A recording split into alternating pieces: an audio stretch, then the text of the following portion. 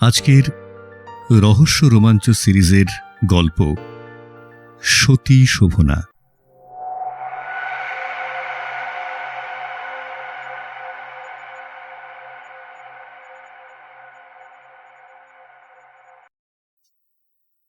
লেখক পাঁচকুড়ি দে। সাহিত্যিক পাঁচকুড়ি দের জন্ম 1873 সালে। ভবানীপুরের এক স্কুলে লেখাপড়া করেন। পরবর্তীকালে ডিটেকটিভ উপন্যাস লিখে তিনি বিত্তশালী হন। তার রচিত নীলবসনা সুন্দরী, হত্যাকারীকে, মনোরমা, মায়াবী ইত্যাদি প্রায় 30খানি গ্রন্থ একসময় পাঠক সাধারণের হাতে হাতে ফিরিত। তার কয়েকখানি বই বিভিন্ন ভারতীয় ভাষায় অনুদিত হয়েছে।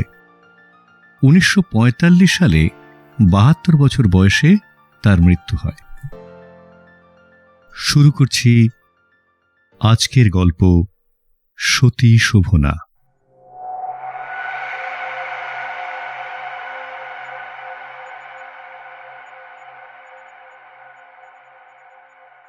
প্রথম পরিচ্ছেদ, ডাক্তারবাবুর কথা। বেলা দ্বিপ্রহর। আহারাদি শেষে একটু বিশ্রাম করিব মনে করিতেছিলাম বটে, কিন্তু কার্যত ঘটিয়া উঠিল না। বাহির হইতে সংবাদ আসিল, কে একটি ভদ্রলোক বহির্পাটিতে আমার জন্য অপেক্ষা করিতেছেন। বিশেষ আবশ্যক, এখনই দেখা করিতে হইবে। আমি বাহিরে আসিয়া তাহার সহিত সাক্ষাৎ করিলাম।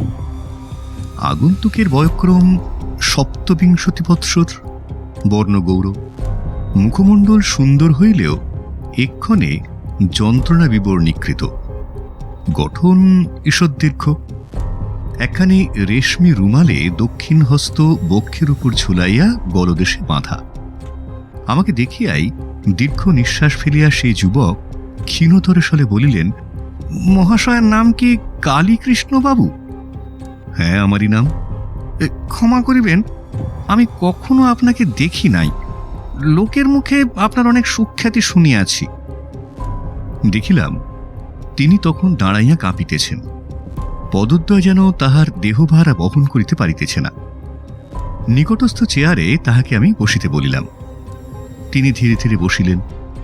বসিয়া বলিলেন, আমি বড় কষ্ট ভোগ করিতেছি। 1 সপ্তাহের মধ্যে একদিনও ঘুমাইতে পারি নাই। কি জানি আমার ডান হাতে কি হইয়াছে, কার্বাঙ্কাল কি ক্যান্সার, কিছুই ঠিক করিতে পারিতেছি না। যন্ত্রণায় প্রাণ বাহির হইয়া যাইতেছে। প্রথম একটু একটু যন্ত্রণা কখন হইত, কখনো হইত না, কিন্তু এখন ভয়ানক দাঁড়াইয়াছে। এক মুহূর্তের জন্য আমি স্থির হইতে পারিতেছি না। দিন দিন যাতনা বাড়িয়া উঠিতেছে, আর আমি সহ্য করিতে পারি না। কি যেন একখণ্ড জ্বলন্ত অঙ্গার হাতের উপর চাপিয়া ধরিয়াছে, এমনই যন্ত্রণা। আপনি যদি অনুগ্রহ করিয়া কাটিয়া দেন, বড় উপকৃত হই। এমনকি আর 1 ঘন্টা যদি এই যন্ত্রণা আমাকে ভোগ করিতে হয়, আমি পাগল হইয়া যাইব। আমি তাহাকে বুঝাইয়া বলিলাম, প্রথমে অস্ত্র করিবার কোনো আবশ্যক নাই। প্রলেপাদির দ্বারা যাহাতে তাহার যন্ত্রণা দূর হয় করিব। যুবক এবার একটু জোরে জোরে বলিলেন, না না ডাক্তারবাবু, প্রলেপ প্রয়োগে ইহার কিছু হইবে না। আপনি অস্ত্র করিয়া দেন, নতুবা এই যন্ত্রণা যাইবে না। যেখানে যন্ত্রণা হইতেছে সেখানকার মাংস কাটিয়া তুলিয়া ফেলুন। হাতের কোনখানে তেমন যন্ত্রণা হইতেছে আমি দেখিতে চাহিলাম। ধীরে ধীরে তিনি রুমাল হইতে হাত বাহির করিলেন। বাহির করিয়া ধীরে ধীরে আমার টেবিলের উপর অতি সন্তর্পণে রাখিলেন। বলিলেন, ডাক্তার মহাশয়, আপনি পরীক্ষা করিয়া যাহাই বুঝুন, আপনি কাটিয়া দিন। আমাকে কতদূর যাতনা ভোগ করিতে হইতেছে, কথায় আপনাকে কি করিয়া বুঝাইব।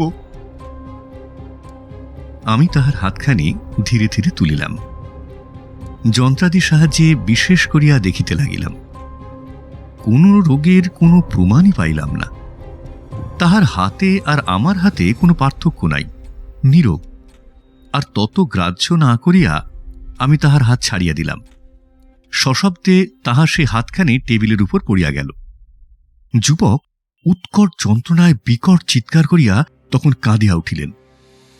বাম হাতে ধীরে ধীরে ডান হাত তুললেন। তাহার ভাবে বোধ হইল তিনি বস্তুতই অতিশয় যন্ত্রণা ভোগ করিতেছেন।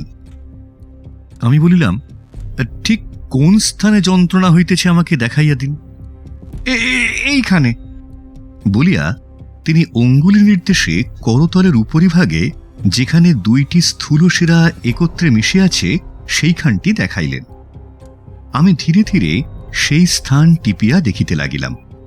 ইহাতে তখন তাহার সর্বাঙ্গ কম্পিত হইতেছিল। আমি বলিলাম, ইহাতেও কি আপনার যন্ত্রণা হইতেছে? তিনি কোনো উত্তর করিলেন না। দেখিলাম তাহার চক্ষু দুটি অশ্রুজলে ভরিয়া গিয়াছে। ভাবিয়া পাইলাম না কি এমন যন্ত্রণা। আমি বলিলাম, কি আশ্চর্য, আমি তো কিছুই দেখিতে পাইতেছি না। তবে এই যন্ত্রণা কেন হইতেছে? ইচ্ছা হইতেছে দেয়ালে ঠুকিয়া নিজের মাথা নিজে ভাঙিয়া ফেলি, মরিয়া যাই, যন্ত্রণার অবসান হোক। আমি ম্যাগনিফাইং গ্লাস দিয়া বিশেষ করিয়া তন্নির্দিষ্ট স্থান পরীক্ষা করিলাম। কিছুই নয়। বলিলাম, কই, কিছুই দেখিতেছি না। আপনার হাতের অন্যান্য স্থান যেমন, এটুকু তেমনই। আমার বোধ হইতেছে ওখানটা লাল হইয়াছে। কই? যুবক তখন পকেট হইতে একটা উডেন পেন্সিল বাহির করিয়া ধীরে ধীরে অস্পষ্ট রেখায় হাতের সেইখানে একটি আধুলির মতন গোল করিয়া ক্ষুদ্র চিহ্ন করিলেন। আমি তাহার দিকে চাহিয়া দেখিতে লাগিলাম। ভাবিলাম, বোধহয় একটু না একটু পাগলের ছিট আছে। বলিলাম, আপনি কিছুদিন এখানে অপেক্ষা করুন, আরোগ্য লাভ করিতে পারিবেন। না না, থাকিতে পারিব না। এমন মনে করিবেন না যে আমি পাগল। এখানে থাকিলে আপনি এমন কি উপায় স্থির করিয়াছেন যে আমি নিশ্চয় নীরোগ হইব? আর কোন উপায় নাই? যেটুকু আমি পেন্সিল দিয়া দাগ করিয়াছি আপনি আপনি আপনি কাটিয়া ফেলুন, এই উৎকট যন্ত্রণা হইতে নিষ্কৃতি পাই। আমি পারিব না। কেন? অস্ত্র করিবার মতো কিছু দেখিতেছি না। আপনি যে স্থান দাগ কাটিয়া দেখাইতেছেন ঠিক আমার হাতের ন্যায়। রোগের তো কিছুই দেখিতেছি না। আপনি কি মনে করিতেছেন আমি পাগল, না আপনার সহিত বিদ্রুপ করিতে আসিয়াছি? এই নিন, আপনার পারিশ্রমিক নিন, ওইটুকু বেশ করিয়া কাটিয়া দিন। আমি আপনার সহিত ছেলে মানুষই করিতে এখানে আসি নাই। পকেট হইতে তিনি একখানি 100 টাকার নোট বাহির করিয়া টেবিলের উপর রাখিলেন। আমি এখনো বলিতেছি, আমি পারিব না। কেন পারিবেন না? না, ইহা আমার দ্বারা হইবে না। আমার এই কার্যে আমাকে সাধারণের নিকট নিন্দাভোগ করিতে হইবে। সকলেই আপনাকে শুধু পাগল ভাবিবে না, আমাকেও বদ্ধ পাগল বলিয়া জানিবে। বেশ, না পারেন, আরেকটি আমার সামান্য কথা রাখুন। আমি আপনা আপনি ওইটুকু কাটিয়া ফেলিতেছি। বাঁ হাতে যদিও সুবিধে মতো কাটিতে পারিব না, তাহাতে ক্ষতি নাই। যাই হোক, আপনি ঔষধাদি দিয়া বাঁধিয়া দিবেন। পকেট হইতে তিনি একখানি শানিত ছুরিকা বাহির করিলেন। আমি অবাক হইয়া তাহার দিকে চাহিয়া রইলাম। পরমুহূর্তে দক্ষিণ হাতের নির্দিষ্ট স্থানে তিনি সেই ছুরি বিদ্ধ করিলেন। অজস্র ধারে রক্ত বাহির হইল। সেই একগাঁই যুবককে আমি বলিলাম, যদি একান্তই কাটিতেই হইবে, আমিই কাটিয়া দিতেছি। বাঁ হাতে তাহার দক্ষিণ হাত ধরিয়া তাহার হাত হইতে ছুরিখানি লইয়া বলিলাম, মুখ ফিরিয়া দাঁড়ান, রক্ত দেখিয়া অনেকে জ্ঞানশূন্য হইয়া পড়ে। তিনি বলিলেন, কোনো আবশ্যক নাই, আমি তো আপন ইচ্ছায় আপনাকে অস্ত্র করিবার নিমিত্ত পীড়াপিড়ি করিতেছি। আমি তাহার কথা মতো সেই নির্দিষ্ট অংশের মাংসখণ্ড কাটিয়া তুলিলাম। প্রবল বেগে রক্তস্রোত বহিতে লাগিল। স্থির দৃষ্টে তিনি সকলই দেখিতেছিলেন। কাটিবার সময় মুখে যন্ত্রণার কোনো চিহ্ন দেখা যায় নাই, হাত কাঁপে নাই, নড়ে নাই। যখন মাংসখণ্ড কাটিয়া পৃথক করা হইল, তখন তাহার বদন বিবর ও নাসারন্ধ্র দিয়া একটি অতি তৃপ্তির দীর্ঘ নিঃশ্বাস সশব্দে বহিল। সেই সঙ্গে বলিলেন, আহ, বাঁচিলাম। এখন আর কোনো যন্ত্রণা নাই? না, কিচ্ছু না, সকল যন্ত্রণা গিয়াছে। ওই মাংসখণ্ডের সঙ্গে সঙ্গেই সকল যন্ত্রণা উপিয়া গিয়াছে। আহ, বাঁচিলাম। আর এই রক্তপাত কিছুই নহে। আর একদিনের কথা মনে হইলে ইহা তাহার কাছে অতি সামান্য। যত রক্ত বাহির হইতেছে, ততই যেন আমার শরীর সুস্থ হইতেছে। যত বাহির হইতে পারে হোক, লাভ বই ক্ষতি নাই। যতক্ষণ রক্ত ছুটিতে লাগিল ততক্ষণ যুবক আনন্দোৎফুল্ল নয়নে তাহা দেখিতে লাগিলেন। যত শীঘ্র পারিলাম আমি ঔষধাদির দ্বারায় রক্ত বন্ধ করিয়া ক্ষতস্থান বাঁধিয়া দিলাম। ইতিমধ্যে তাহার যন্ত্রণাক্লিষ্ট মুখভাব সম্পূর্ণরূপে পরিবর্তিত হইল, যেন তিনি নূতন জীবন পাইলেন। তাহার সেই অতি ম্লান নয়নোদ্দয় আনন্দোদ্ভাসিত হইয়াছে। ললাট দেশ আর কুঞ্চিত নহে, যেন তিনি আর তিনি নহেন। যুবক বলিলেন, মহাশয়, আপনাকে শত শত ধন্যবাদ। আপনার কৃপায় আমি সম্পূর্ণরূপে আরোগ্য লাভ করিয়াছি। যৎকিঞ্চিৎ আপনাকে পারিশ্রমিক স্বরূপ দিলাম, কিন্তু আপনি আজ আমার যে উপকার করিলেন তাহার কাছে কিছুই নহে। আপনার ঋণ অপরিশোধ্য। চিরজীবন আপনার নিকট কৃতজ্ঞ রহিলাম। আমি তাহার প্রদত্ত 100 টাকার নোট গ্রহণ করিতে অস্বীকার করিলাম। তিনিও কোনো মতে তাহা ফিরাইয়া লইতে চাহেন না। শেষে আমাকে তাহার সেই পীড়াপিড়িতে বিরক্ত হইতে দেখিয়া বলিলেন, আপনি যদি একান্তই না গ্রহণ করেন, কোনো দাতব্য চিকিৎসালয়ে দান করিয়া বাধিত করিবেন বলিয়া চলিয়া গেলেন। দ্বিতীয় পরিচ্ছদ, ডাক্তারবাবুর কথা। ক্রমশ 1 সপ্তাহ কাটিয়া গেল, আর সেই অপরিচিত রোগীটির দেখা পাইলাম না। দ্বিতীয় সপ্তাহ অতিবাহিত হইল, তথাপি সংবাদ নাই। তৃতীয় সপ্তাহের শেষে একদিন প্রাতঃকালে আমি আপনার শয়ন প্রকোষ্ঠে বসিয়া একখানি সংবাদপত্র পাঠ করিতেছি। এমন সময় দারবান আসিয়া সংবাদ দিল, আবার নাকি সেই রোগশূন্য রোগী উন্মত্ত প্রায় যুবক আসিয়াছেন। তাহার কাণ্ডকারখানায় আমার মনে অতিশয় কৌতূহল হইয়াছিল। তখনই বহির্পাটিতে গিয়া তাহার সহিত সাক্ষাৎ করিলাম। প্রথমবার যেমনভাবে তাহাকে দেখিয়াছিলাম, এবারেও তাহাই দেখিলাম। সেইরূপে সেই দক্ষিণ হস্ত সেই রেশমি রুমালে গলদেশে বাঁধা রহিয়াছে। সেইরূপে মুখমণ্ডল মলিন, যন্ত্রণাক্লিষ্ট, ম্লান, ললাট কুঞ্চিত, চক্ষু কালিমা লেপিত, নিষ্প্রভ। তাহার সেইরূপ ভাব দেখিয়া স্তম্ভিত হৃদয়ে আমি জিজ্ঞাসিলাম, আবার কি হইয়াছে? যুবক উত্তর করিলেন, ঠিক কাটা হয় নাই। স্বর অতি ক্ষীণ, অতি মৃদু। আগেকার চেয়ে এখন যাতনা আরো বাড়িয়াছে, কিছুতেই আর সহ্য হইতেছে না। ইচ্ছা ছিল আর আপনাকে কষ্ট দিব না। মনে করিয়াছিলাম এই যন্ত্রণা হয়তো মাথায় কি বা বুকে উঠিবে, তাহা হইলে যন্ত্রণাময় জীবনের সঙ্গে এ যন্ত্রণা ঘুচিয়া যাইবে। কই কই তাহা হইল না। যেখানকার যন্ত্রণা ঠিক সেইখানে আছে, এক তিল নড়ে নাই। আমার মুখের দিকে ভালো করিয়া চাহিয়া দেখুন, তাহা হইলেই ঠিক বুঝিতে পারিবেন আমার কত যন্ত্রণা হইতেছে। যুবকের বর্ণ গৌর হইলেও কি যেন সত্য সত্যই তাহার সর্বাঙ্গে কালি মারিয়া দিয়াছে। ললাট কর্মবিন্দুতে পূর্ণ হইয়া গিয়াছে। যন্ত্রণার মধ্যে মধ্যে তাহার শ্বাস রুদ্ধ হইয়া যাইতেছে। ক্ষতস্থানের বাঁধন অতি সন্তর্পণে খুলিয়া দিলাম। দেখিলাম ক্ষতস্থান নূতন মাংসে প্রায় পূর্ণ হইয়া আসিয়াছে। আশ্চর্যের কিছুই দেখিলাম না। হাত টিপিয়া নাড়ি দেখিলাম, অতি দ্রুত, কিন্তু জ্বরের কোনো প্রমাণই নাই।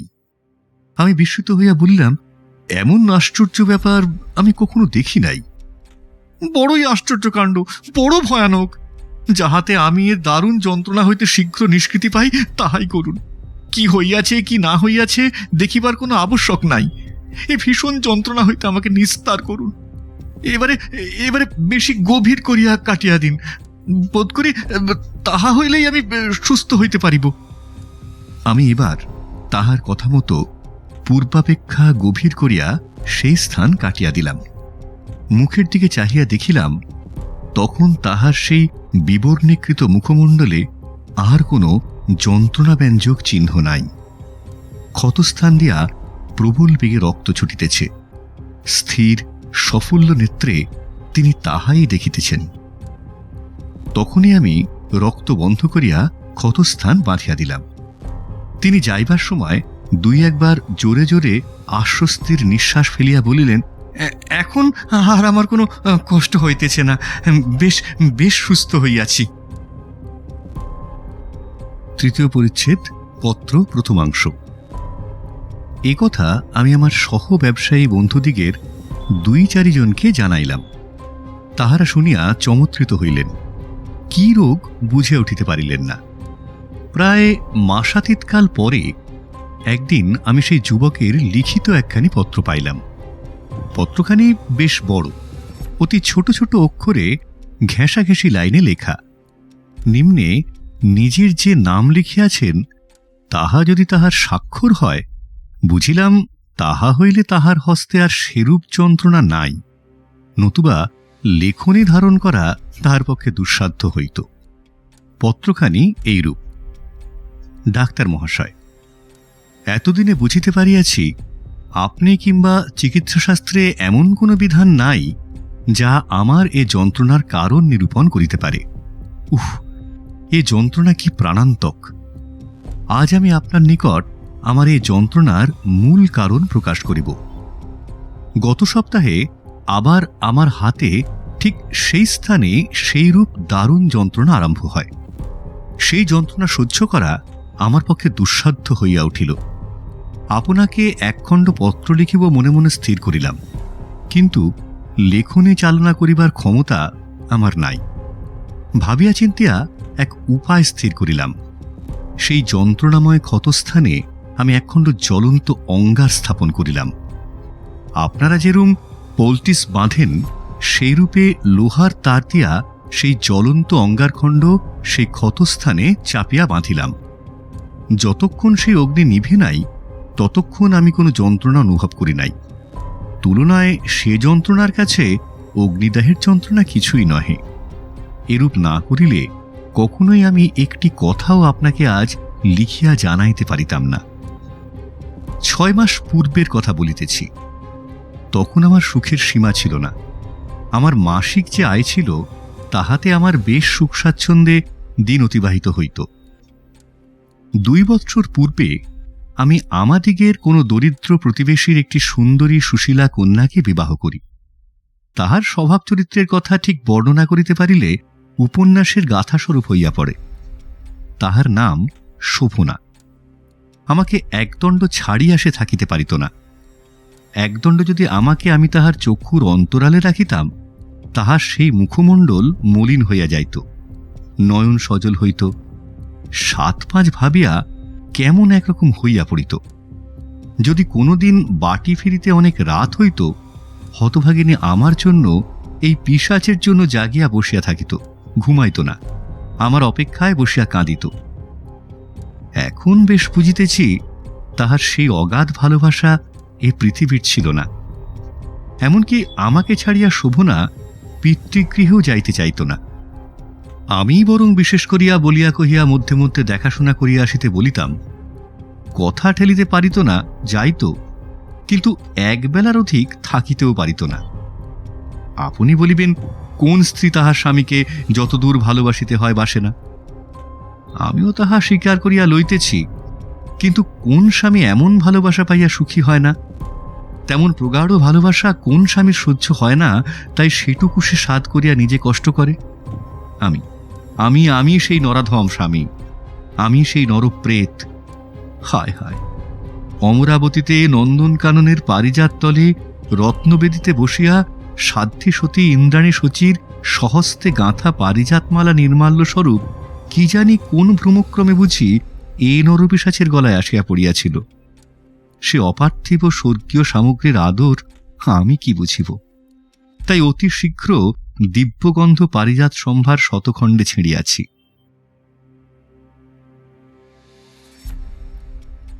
চতুর্থ পরিচ্ছেদ, পত্র মধ্যাংশ। মানুষ কি পাগল?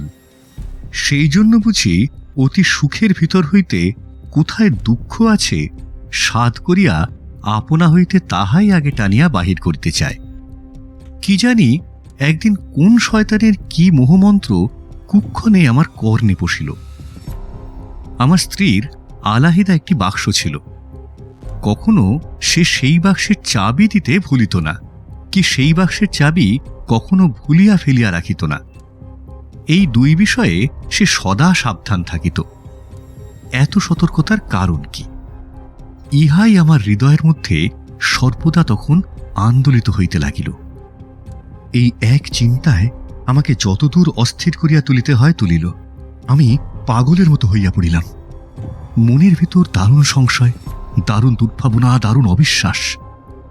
তাহার সেই অপার্থিব ভালোবাসা, সেই অসীম অনুরাগ, সেই স্বর্গীয় পবিত্রতা কিছুরই উপর আর বিশ্বাস করিতে পারিলাম না।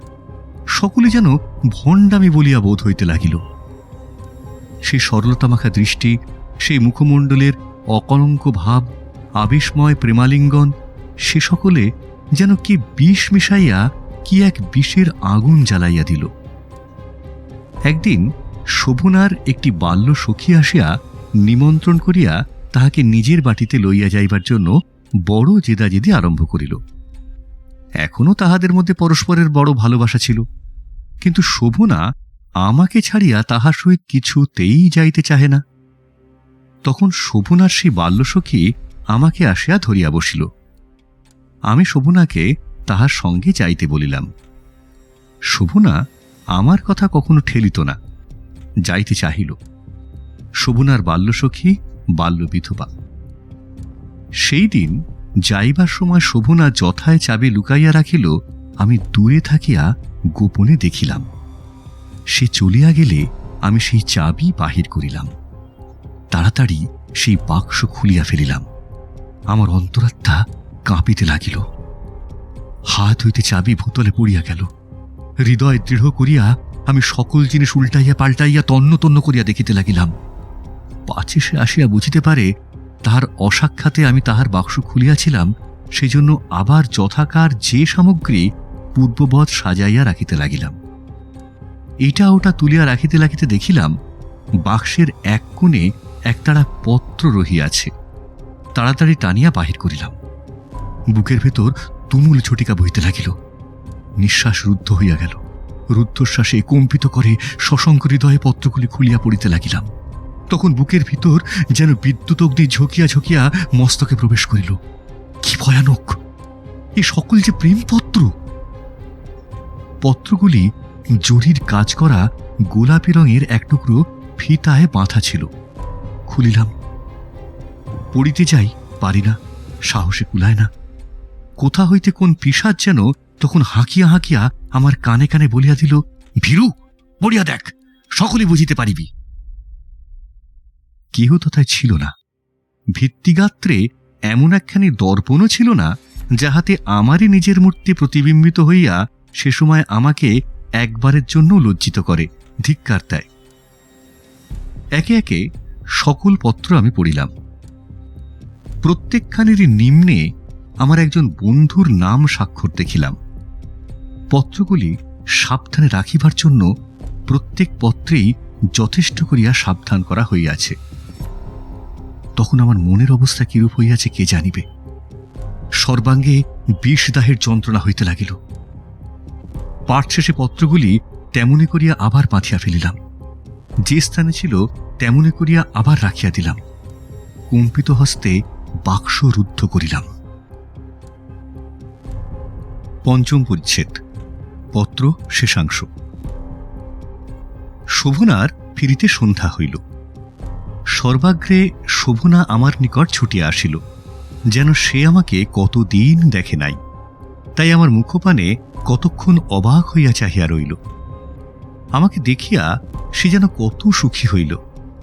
আমি তখন আপনার মনোভাব একেবারে গোপন করিয়া অন্যান্য দিবসের ন্যায় কথোপকথন করিতে লাগিলাম।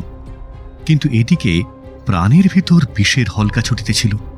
সে তাহা বুঝিতে পারে নাই। রাত 11টার পর উভয়ে শয়ন করিলাম। আমার চক্ষে নিদ্রা নাই, হৃদয়ে শান্তি নাই। শয্যা কণ্টকাকীর্ণ বোধ হইতে লাগিল। সেই কণ্টক শয্যায় জ্বালাময় অবস্থায় রাত 1টা বাজাইলাম। চক্ষে নিদ্রা নাই। নিদ্রা, সে আশা বৃথা। আর আমি থাকিতে পারিলাম না। যত রাত বাড়িতে লাগিল ততই সে অন্তর্দাহ সেই সঙ্গে আরো বাড়িতে লাগিল। ক্রমে অসহ্য হইয়া উঠিল। যখন রাত 2টা সেই কণ্টক শয্যা ত্যাজিয়া উঠিলাম। উঠিয়া আগে প্রদীপ জ্বালিলাম। দেখিলাম শোভনা নিশ্চিন্ত মনে ঘুমাইতেছে। দুগ্ধশ্বেত উপাধানে তাহার সে সুন্দর মুখমণ্ডল পরম শোভাময়। শুভ্র মেঘখণ্ডের বুকে যেন কোন দেবীমূর্তি চিত্রিত রহিয়াছে। বুঝিলাম না, বুঝিতে পারিলাম না, চেষ্টাও করিলাম না। প্রকৃতির এমন নির্দোষ সৌন্দর্য রাশির মধ্যে নরকের পাপের ছায়া কোথা হইতে আসে আমি ছিল। স্থির করিলাম শোভনাকে সেই রাত্রেই হত্যা করিব। তাহা সেই নিদ্রিত অবস্থায় তাহাকে হত্যা করিবার জন্য শানিত ছুরিকা বাহির করিলাম। বাহির করিয়া তাহা সেই কোমল কোমল কণ্ঠে বসাইতে গেলাম। হাত কাঁপিয়া কাঁপিয়া ছুরিখানা গৃহতলে পড়িয়া গেল। একবার ভাবিলাম কেমন করিয়া সে নবনী কোমল কণ্ঠে শানিত ছুরিকা বিদ্ধ করিব, যাহাকে এতদিন নিজের অপেক্ষা অধিক ভালোবাসি আসিয়াছি, যাহার সুখ বিধানের জন্য একদিন প্রাণপণ করিতে পারিয়াছি, আজ তাহাকে কেমন করিয়া এ সংসার হইতে বিদায় করিব। তখন আবার সে পিশাচের মোহমন্ত্রে মোহিত হইলাম। সে যেন আমার চক্ষুর সম্মুখে দাঁড়াইয়া বিদ্রুপের মৃদু হাসি হাসিতে হাসিতে বলিল, কাপুরুষ, সাহস নাই। সেই কথা গম্ভীর নাদে আমার হৃদয়ের কন্দরে কন্দরে ছুটিতে লাগিল। আমার বিকৃত মস্তিষ্ক আরো বিকৃত করিয়া তুলিল। তখন অতি সাহসে বুক বাঁধিয়া আবার সেই শোণিত তৃষ্ণার্ত লৌহময় নির্দয় ছুরি দৃঢ় মুষ্টিতে তুলিয়া লইলাম। দৃঢ় মুষ্টিতে ধরিয়া অকম্পিত করে নিদ্রিতা শোভনার সেই নিদ্রা চিরনিদ্রায় পরিণত করিবার জন্য তাহার পক্ষে আমূল বিদ্ধ করিলাম। সঙ্গে সঙ্গে অজস্রধারে রক্ত ছুটিতে লাগিল। স্থির দৃষ্টিতে তাহাই আমি দেখিতে লাগিলাম।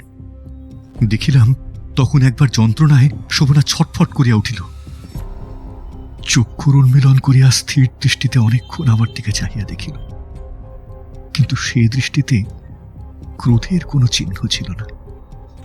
তাহার দৃষ্টিতে কখনো ক্রোধব্যঞ্জক চিহ্ন দেখি নাই, আজিও দেখিতে পাইলাম না।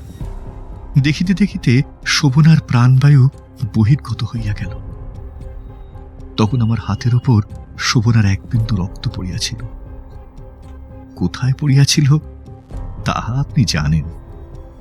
সে রাত্রে আমি সেই রক্তবিন্দু দেখিতে পাই নাই। পরদিন দেখিলাম এক বিন্দু রক্ত আমার হাতের উপর শুকাইয়া রহিয়াছে।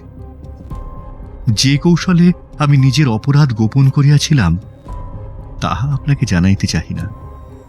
আইনের হাত এড়াইলাম বটে, কিন্তু ঈশ্বর যে উপরে রহিয়াছেন সে কথা তখন মনে পড়ে নাই। ক্রমে শোভনাকে ভুলিতে আরম্ভ করিলাম। তাহার উপর আমার সেই অতি নিষ্ঠুরতার জন্য কখনো কখনো যে মন অত্যন্ত ব্যাকুল না হইয়াছিল তাহা নহে, কিন্তু সেই আমাকে নিষ্ঠুর করিয়াছিল ভাবিয়া মন স্থির করিতে চেষ্টা করিলাম।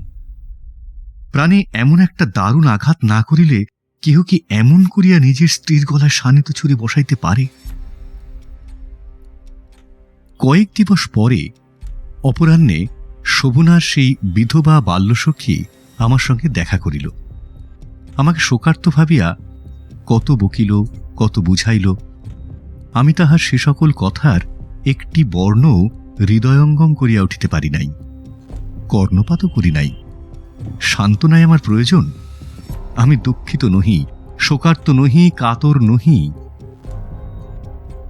তাহার পরে সে একথা ও কথার পর আমার হাত ধরিয়া একটু থতমত খাইয়া জড়িত স্বরে কম্পিত কণ্ঠে বলিল, আমি জানি তুমি কখনোই কাহারো কাছে প্রকাশ করিবে না।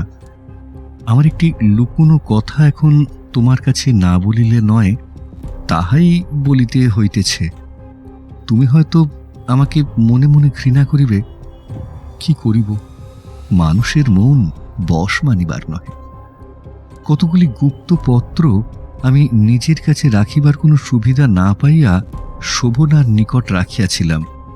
সে পত্রগুলি যদি তুমি খুঁজিয়া বাহির করিয়া আমাকে দাও, বড় উপকার করিবে। তাহার কথা শুনিয়া তখন আমার আপাদমস্তক কাঁপিতে লাগিল। মস্তকে আকাশ ভাঙিয়া পড়িল। মনের গতি ঠিক রাখিতে না পারিয়া তাড়াতাড়ি জিজ্ঞাসা করিলাম, সে সকল প্রেমপত্রে কি লেখা ছিল? ক্রোধে বিধবার চক্ষু জ্বলিয়া উঠিল। বলিল, পত্রে কি লেখা আছে কি না তাহা তোমার জানিবার আবশ্যক কি? ছি ছি রমেশ, তোমার অপেক্ষা তোমার স্ত্রীর হৃদয় শতগুণ মহৎ ছিল।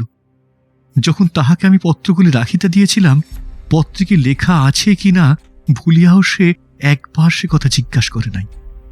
শোভনা দিব্যি করিয়াছিল সে কখনোই আমার গচ্ছিত পত্র পাঠ করিবে না। সে যে আমার পত্রের একটি বর্ণও পাঠ করে নাই এ আমি নিশ্চিত বলিতে পারি। তাহাকে আমি ভালো রকম চিনিতাম। শোভনার ন্যায় অমন সরল স্বভাবের স্ত্রীলোক এই জগতে দুর্লভ। আমি বলিলাম, কিরূপে আমি তোমার পত্রগুলি চিনিয়া বাহির করিব? সে কহিল, জরির কাজ করা গোলাপি রঙের ফিতায় পত্রগুলি একসঙ্গে বাঁধা আছে। আচ্ছা বেশ, আমি খুঁজিয়া দেখিতেছি। কোথায় সে পত্রের তাড়া ছিল আমার নিকট অবিদিত নহে। তথাপি আমি এদিক ওদিক অনর্থক অনুসন্ধান করিয়া যেন সে পত্রগুলির বিষয় কিছুই জানি না এইরূপ ভান করিয়া কতক্ষণ পরে পত্রগুলি বাহির করিয়া তাহার হস্তে দিয়া বলিলাম, এই পত্রগুলি কি তোমার? হ্যাঁ হ্যাঁ, এই বটে। যেমন আমি পত্রগুলি বাঁধিয়া শোভনার হাতে দিয়াছিলাম ঠিক তেমনই আছে। আমি আর তাহার দিকে মুখ তুলিয়া চাহিতে পারিলাম না। পাছে সে আমার মুখ চোখের ভাব দেখিয়া বুঝিতে পারে আমি সেই সকল পত্র খুলিয়া পাঠ করিয়াছিলাম। আমি আর সেখানে দাঁড়াইতে পারিলাম না। মাথা যেন কেমন ভারী হইয়া উঠিল, ঘুরিতে লাগিল। শয্যায় গিয়া শয়ন করিলাম। আপনার হাতে মাথার চুল ছিঁড়িতে লাগিলাম। বক্ষে করাঘাত করিয়া প্রাণের ভিতর যে হাহাকার পড়িয়া গিয়াছিল তাহা দমন করিতে চেষ্টা করিতে লাগিলাম। তখন বিধবা চলিয়া গিয়াছে। সেই থেকে এই যন্ত্রণার আরম্ভ। যদিও তখন সেই রক্তবিন্দু শুকাইয়া উঠিয়া গিয়াছিল, বাহিরের যন্ত্রণার কোনো চিহ্ন প্রকাশ পায় নাই। তথাপি সেই রক্তবিন্দু যেখানে লাগিয়াছিল সেখানে ভীষণ যন্ত্রণা হইতে লাগিল। বোধ হইল কে যেন গলিত শিশক ঢালিয়া দিতেছে। প্রতিদণ্ডে যন্ত্রণা ভীষণ হইতে ভীষণতর হইতে লাগিল। সহস্র চেষ্টায় ঘুমাইতে পারিলাম না। তেমন দারুণ যন্ত্রণা বুঝি পৃথিবীতে আর নাই। এই যন্ত্রণার কথা আমি কাহারও নিকট প্রকাশ করিতে ভরসা করিতাম না। কে বিশ্বাস করিবে? আমি কিরূপ যন্ত্রণা ভোগ করিতেছিলাম আপনি তাহা অবগত আছেন। দুইবার সে প্রাণান্তক যন্ত্রণা হইতে আমাকে নিস্তারও করিয়াছেন। কিন্তু যতই সেই ক্ষতস্থান শুকাইয়া আসে ততই যন্ত্রণার বৃদ্ধি হইতে থাকে। দারুণ যন্ত্রণায় এখন আমাকে বড়ই অস্থির করিয়া তুলিয়াছে। সহ্য করিবার ক্ষমতা আর নাই। বোধ হইতেছে এক দণ্ডের মধ্যেই আমাকে ইহলোক ত্যাগ করিতে হইবে। এই আমার পাপের প্রায়শ্চিত্ত হইয়াছে বুঝিয়া মনে মনে আমি সুখী। আশা আছে ইহলোকে পাপের প্রায়শ্চিত্ত হইয়া গেলে পরলোকে শোভনা আমাকে মার্জনা করিলেও করিতে পারে। আপনি আমার যে উপকার করিয়াছেন তজ্জন্য আপনাকে সহস্র ধন্যবাদ দিতেছি। কৃতজ্ঞের নমস্কার জানিবেন। এটি শ্রী রমেশচন্দ্র বসু। 2-3 দিন পরে কয়েকখানি সংবাদপত্রে দেখিলাম যে রমেশচন্দ্র বসু নামক এক ব্যক্তি নিজের মাথা দেয়ালে বারংবার আঘাত করিয়া আত্মহত্যা করিয়াছেন। তন্মধ্যে কেহ কেহ লিখিয়াছেন পত্নীশোকই রমেশ বসুর আত্মহত্যার একমাত্র কারণ। যাহারা একটু সন্ধান রাখিয়াছেন তাহারা দুরারোগ্য ক্ষতরোগের যন্ত্রণাই আত্মহত্যার একমাত্র কারণ বলিয়া নির্দেশ করিয়াছেন। যাহারা তাহাকে বিশেষ রূপে চিনিতেন তাহারা প্রকৃত সংবাদে লিখিয়াছেন যে তিনি পাগল হইয়া গিয়াছিলেন। দুরারোগ্য ক্ষতরোগ সেই ক্ষিপ্তাবস্থার একমাত্র খেয়াল ব্যতীত আর কিছুই নহে।